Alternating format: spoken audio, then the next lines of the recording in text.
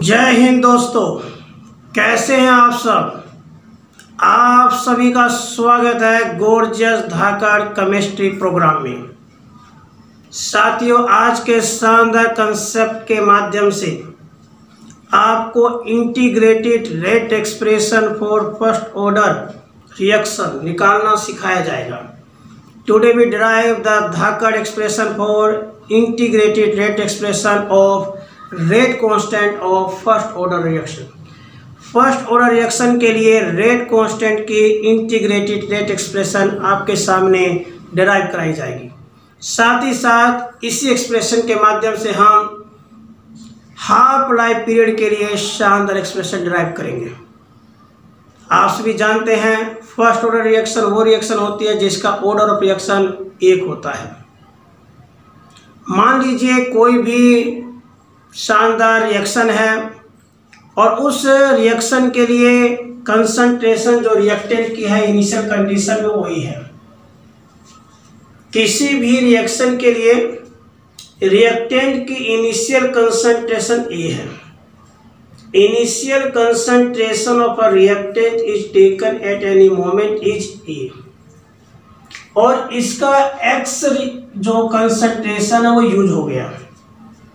X concentration are used, तो उस किसी इंस्टेंट ऑफ टाइम पे इस रिएक्टेंट का कंसंट्रेशन कितना बचेगा, ए माइनस एक्स। सिंपल सी बात है, किसी मोमेंट पे किसी जगह पर कंसंट्रेशन ए था किसी रिएक्टेंट का कंसंट्रेशन इनिशियल कंडीशन में ए था और एक्स कंसंट्रेशन यूज हो गया, तो अब उस रिएक्टेंट का कंसंट्रेशन कितना रह जाएगा दोस्तों, ए माइनस एक्स। सिंपल, बहुत ही आसान एक्सप्रेशन है ये। हमने पढ़ा है रेट ऑफ रिएक्शन क्या होता है। रेट ऑफ रिएक्शन होता है rate of change of concentration with respect to time. Rate of reaction is defined as rate of change of concentration with respect to time, कि आखिर किसी मोमेंट पर कितना कंसंट्रेशन चेंज हुआ बटा में टाइम। और अभी अभी आपने पढ़ा जो ऑर्डर ऑफ रिएक्शन है इसका वो क्या है, एक।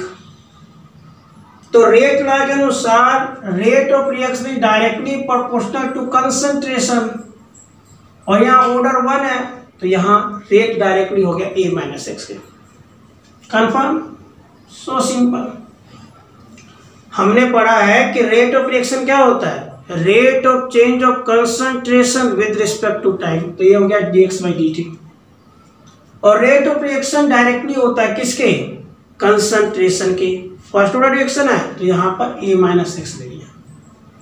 फ्रॉम 1 and 2 क्या आ जाएगा, dx by dt directly a minus x. Confirm.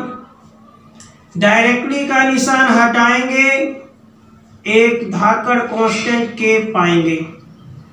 Directly को हटाएंगे तो एक नया कांस्टेंट आएगा के, इसके का नाम है रेट कांस्टेंट। पक्का। अब x y term one side, another term one side, तो dx बाय में a माइनस एक्स। हम डिफरेंशियल इक्वेशन को यहाँ सोल्व कर रहे हैं। आपने मैथमेटिक्स से पढ़ा है डिफरेंशियल इक्वेशन, और डिफरेंशियल इक्वेशन में एक मेथड होता है सेपरेशन ऑफ वेरिएबल। तो x एक तरफ और t एक तरफ, तो हमने बहुत ही सिंपल तरीके सोल्व कर लिया है। हमने x को एक तरफ कर दिया और dt दूसरी तरफ कर दिया। पक्का। अब इंटीग्रेटिंग बोथ साइड, डेरिवेटिव को खत्म करने का तरीका है क्या, इंटीग्रेटिंग बोथ साइड। और जैसे ही हम इंटीग्रेटिंग बोथ साइड लिखते हैं इंटीग्रेशन का साइन आ जाता है, तो यहाँ पर लेफ्ट में भी इंटीग्रेशन आ जाएगा dx upon a minus x, और राइट में भी इंटीग्रेशन का साइन आ जाएगा k इंटू में dt। कन्फर्म। साथियों, आपने पढ़ा है कि अगर बटा में x हो तो वह log का फार्मूला बन जाता है। मैंने dx बाई एक्स होता है ln x, natural log x। Okay, तो यहाँ पर पैरों में ये, तो इस फॉर्मूले के अनुसार ये क्या बन गया, natural log a minus x. और यहाँ x माइनस में है तो माइनस ले लिया। क्योंकि आपने मेथड कैसे पढ़ा है कि अगर बटा में x हो तो उसका फॉर्मूला क्या होता है, log x, natural log x। लेकिन ये x तो नहीं है भाई, ये तो a माइनस एक्स है, तो इसका डेरिवेटिव करेंगे क्या आएगा -1, तो इसलिए बन गया ये -ln a माइनस एक्स। पक्का। के बाहर निकल गया, dt का इंटीग्रेशन t और इंटीग्रेटिंग कांस्टेंट आ गया c। पक्का।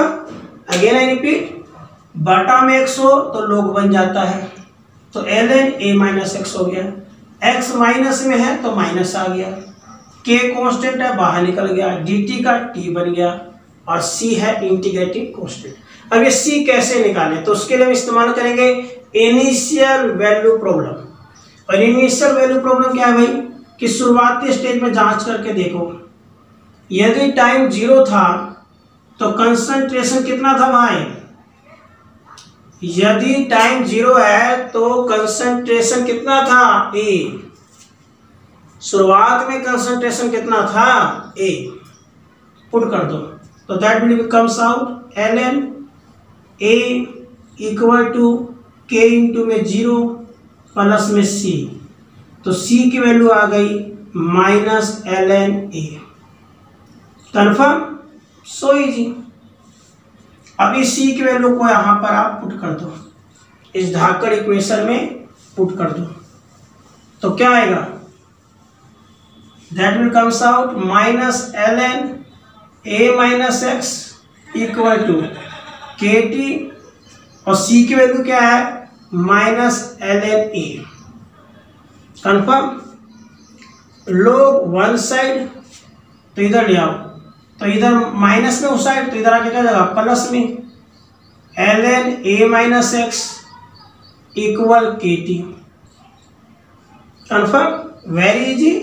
कि हमें C की वैल्यू निकाली, वो आया -ln a, यहाँ पुट कर दिया तो -ln a minus x equal हो गया KT और C की वैल्यू आ गई -ln a, माइनस इधर आके क्या हो जाएगा प्लस में, तो ln a minus x equal हो गया KT। कन्फर्म। अब आपने पढ़ा फॉर्मूला कि ln m माइनस में ln n क्या होता है, ln m बाई n, मतलब लोग वेर लोग इन घटा कम्स इन बटा, अगर घटा में हो तो बटा में आ जाते हैं, तो यहाँ पर ये घटा में है तो ये बटा में आ जाएंगे, क्या आ जाएगा a/a माइनस एक्स, है ना सिंपल। लोग इन घटा कम्स इन बटा, ये घटा में है तो ये बटा में आ गया KT, सो इजी। अब आपने पढ़ा है ln x क्या होता है भाई, 2.303 log ऑफ बेस 10x, है ना। अगर ln को log 10 में चेंज करना हो तो 2.303 से मल्टीप्लाई कर देते हैं, तो कर दीजिए मल्टीप्लाई, क्या बन जाएगा 2.303 log of 10 a/a minus x equal to KT। Confirm.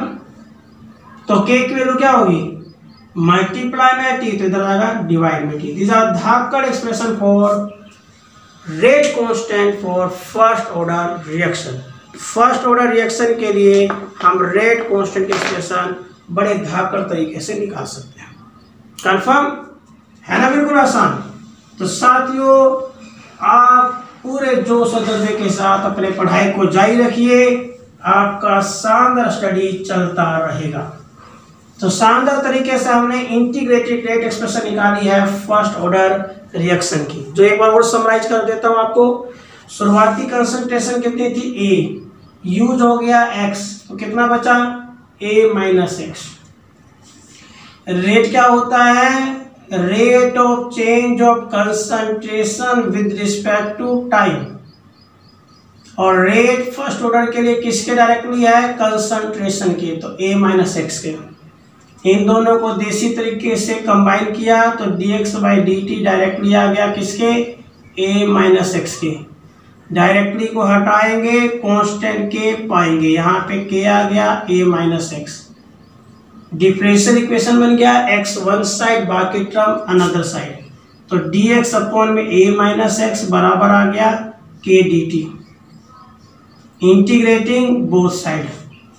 Integrating both side करेंगे तो क्या होगा, पैरों में रहने वाला क्या बन जाता है, लोग। तो ये बन गया minus ln a minus x equal में के टी प्लस में सी। कन्फर्म। हमने इनिशियल वैल्यू प्रॉब्लम इस्तेमाल की, यदि t 0 है तो a माइनस एक्स क्या हो गया, a रख दीजिए। तो ln a equal k into 0 plus में c, तो c की वैल्यू आ गई माइनस ln a। ओके, ये वैल्यू यहाँ रख देंगे। तो minus ln a minus x equal k t minus ln a, minus term इधर आ जाएगा, प्लस हो जाएगा ln a minus ln a minus x equal k t. घटा में है तो बटा में आ जाएगा, तो ये हो गया ln a upon a minus x equal k T. पक्का। इसे लोग 10 में लिखोगे तो 2.303 से मल्टीप्लाई कर देंगे, तो यहाँ k की वैल्यू क्या आ जाएगी, बाय में t। तो बड़े ही गोर्जियस तरीके से हम किसी भी रिएक्शन के लिए इंटीग्रेटेड रेट एक्सप्रेशन डेराइव कर सकते हैं, जो आपके सामने प्रस्तुत किया गया है और आपने धाकड़ तरीके से सोल्व कर दिया। कोई दिक्कत। अब बात आती है half life period. Half life period दोस्तों, जैसा कि नाम से पता चल रहा है, हाफ लाइफ मतलब आधी जिंदगी। ऐसा पीरियड जिसमें आधा कंसंट्रेशन यूज हो चुका हो और आधा कंसंट्रेशन बाकी हो। The time period at which half of the concentration are used and half of the concentration remaining. Means जब टाइम की वैल्यू हाफ लाइफ होगी तो ऐसी स्थिति में जो कंसंट्रेशन है इसका कितना रह जाएगा, आधा रह जाएगा। जब हाफ लाइफ पीरियड होगा तो उसका कंसंट्रेशन कितना बचेगा, आधा बचेगा। तो ऐसी स्थिति में आपने फार्मूला पढ़ा है, टी का फार्मूला क्या होता है, 2.303। अगर हम के लिए निकालें रेट कांस्टेंट के लिए तो क्या है, T log of 10 a of a minus x. Confirm. अगर इसी को हम टी की फॉर्म में लिख दें तो यहाँ आ जाएगा बाय में टी। राइट। मतलब हमने शानदार तरीके से फर्स्ट ऑर्डर रिएक्शन के लिए हमने टाइम पीरियड निकाला है। अब यहाँ पे यदि टाइम पीरियड को अगर हम टी हाफ लिखना चाहेंगे तो टी हाफ क्या होगा, यहाँ पे कंसंट्रेशन कितनी रह जाएगी, हाफ रह जाएगी। कंसंट्रेशन यहाँ पे हाफ रह जाएगी, a/2। a से कट गया, 2 पलटी मार के ऊपर चला गया, तो 2.303 बाई के log ऑफ 10 और ये ऊपर चला गया तो 2 बन गया। कन्फर्म। log 2 की वैल्यू कितनी होती है भाई, log 2 की वैल्यू होती है 0.3010, 0.3010। कन्फर्म। इसको सोल्व कर लेंगे तो 0.693 बाई के। तो यहां से हाफ लाइफ पीरियड की गोर्जियस एक्सप्रेशन आपके सामने प्रस्तुत हो गई।